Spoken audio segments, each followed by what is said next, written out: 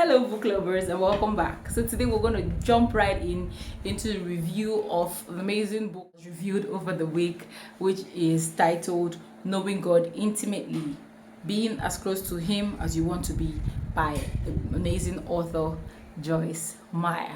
So like I explained, the book is divided into 4 chapters, or will I say 4 sections: intimacy level 1, intimacy level 2, intimacy level 3, and intimacy level 4. I know you cannot see it very well, but yes, that's how the book is divided. To enable us hit this target, we just decided to take it one intimacy level at a time, since the book is already broken down into those sections.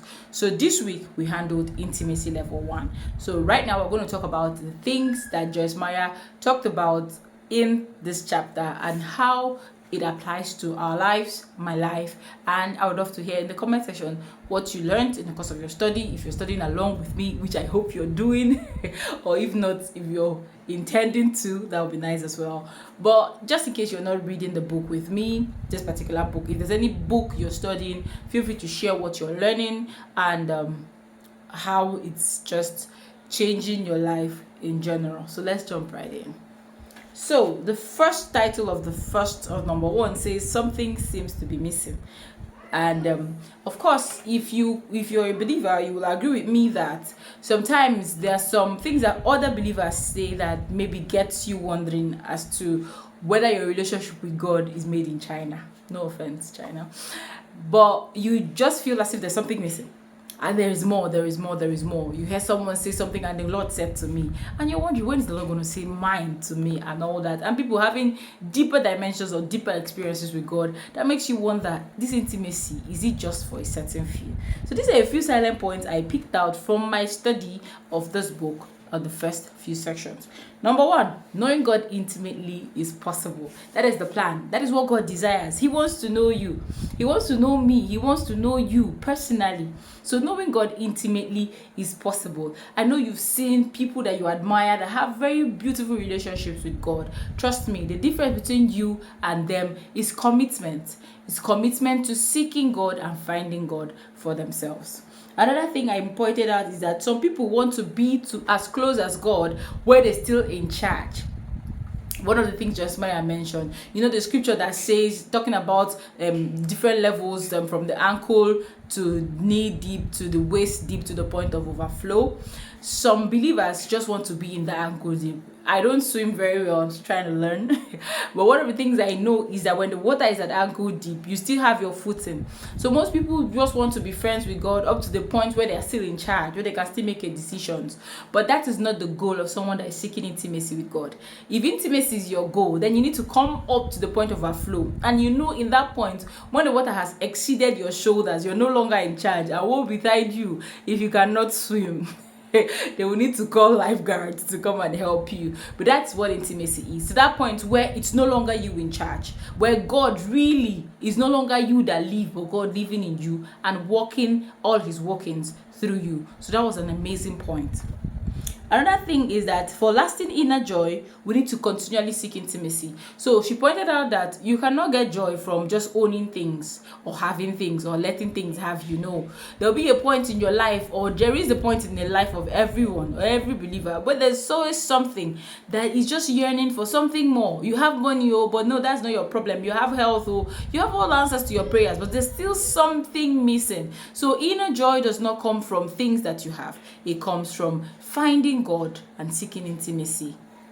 So whatever level you're in with your walk with God, there is always more. There's always more. So this brings us to the point of where Apostle Paul, a man of God with so much revelation in the scriptures, but yet he prayed a prayer, Lord, that I might know you. That I might know you. If Apostle Paul, with the dimensions of God that I believe he has, is still seeking to know more of God, then that means that there is more. Just imagine someone that has PhD still saying he has a lot to learn. That means you that is in primary school, you have a long way. And there is enough of God for all of us. So we can all seek him and learn him or learn of him. So the definition that she gave about to seek, she defined it as to crave, to pursue, to go after something with all your might.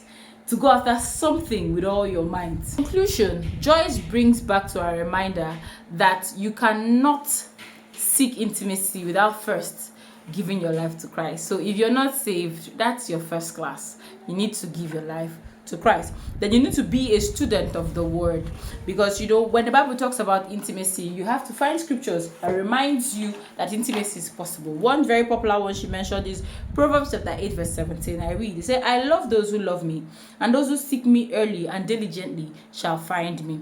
Another awesome scripture which I've been meditating on this couple of days is Jeremiah chapter 29 verse 13, the Amplified Version.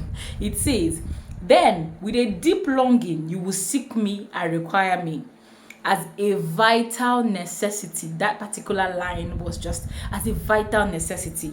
And you will find me when you search for me with all your heart. Now, if you look at your life now, I don't know what it's that thing that you feel is a vital necessity. Someone might say it's money. Someone might say it's oxygen. Someone might say it's sound health. But here, the scripture says, seek God as a vital necessity. That thing that you can't do without. Now, if we take that approach to seeking God, you will notice that we will stop having prayer failure days. We will not have days where we say, oh, I couldn't do my devotion. No, because this is vital necessity. That thing that is a vital necessity is something you can't do without. That means you're drawing close to God consciously.